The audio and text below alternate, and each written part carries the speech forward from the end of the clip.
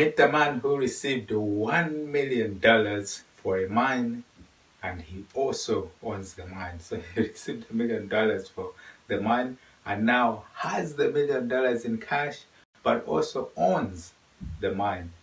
How did he do that? I hear you asking. Well, this is what he said. I had an idea in my mind. I had an idea, but I didn't have any money.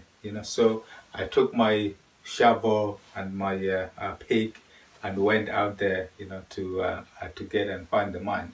But then on the way, I discovered that, if I found a mine, it will be difficult for me to dig it out because it needs a lot of heavy and big equipment in order to make things happen. So I thought to myself, if only I could find the mine, yeah, I could then sell it to a big company who have all the equipment and everything to dig it up and all of that.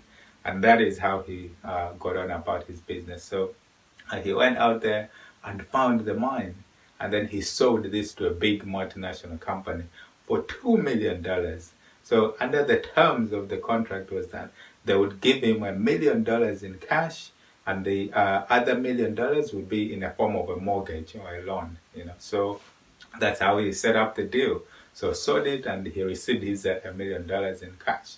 So whilst the company had been mining on it for a while, after a few years or so, obviously the company had made their money, but the mine ran out. Yeah, so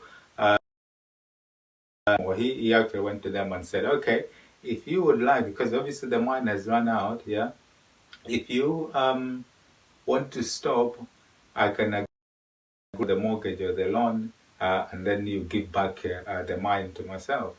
And the company agreed. So they cancelled the mortgage and gave him back the mine. So that's how he ended up with it, because he got it to keep the $1 million of cash, and he was given the mine back. And that's how he did it.